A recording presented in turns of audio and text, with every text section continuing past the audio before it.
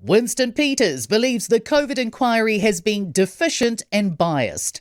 The second phase of the inquiry has found some mandates went on too long, and the government failed to communicate well enough with Kiwis. But it's found New Zealand's approach was good overall.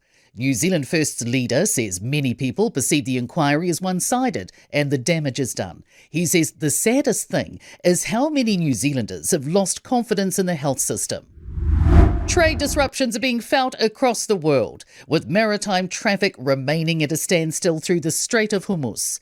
Salt Fund's Managing Director Matt Goodson says it's not clear if America's war goals coincide with Israel's or when the strait will reopen. He says there's about 6.5 million barrels of oil shut in at the moment, and that's really a key crunch point for the global economy. US Defence Secretary Pete Hegseth says today is the most intense day of fighting in Iran so far.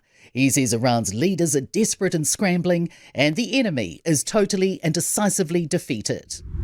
A warning: Air New Zealand may start to strip back some routes as it deals with the fallout of conflict in the Middle East. The airline says fares will change, and it will have to find ways to cut costs as jet fuel prices spike. It had expected second-half earnings to be broadly in line with or just below the first-half loss of $59 million before tax, but has now suspended that guidance. Aviation commentator Irene King says the airline may consider changing up its regional operations or cutting longer-haul routes. She says some routes have been at risk for quite some time, so it may be something for them to think about during their current strategic review.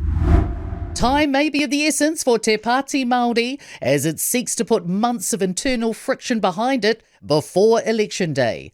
The High Court's reinstated MP Maria Menokapa-Kingi's party membership, finding her expulsion in October breached the party's constitution and tikanga.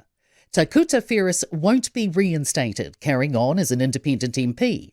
Former party leader Te Ururoa Flavel says there's a massive job ahead to rebuild bridges and restore faith in the leadership and direction of the party. He says seats may be lost because people have always looked to Te Pāti Māori for political leadership could lose hope and look elsewhere. There are concerns parts of Christchurch Hospital are bursting at the seams. The hospital's emergency department reached capacity at the weekend, and the nurses' organisation says the neonatal ICU is also struggling. Auckland councillors are backing a plan to cut townhouse zoning in areas with poor public transport and areas further from the city centre. Mayor Wayne Brown says it's a sensible approach that corrects insane interference from the government.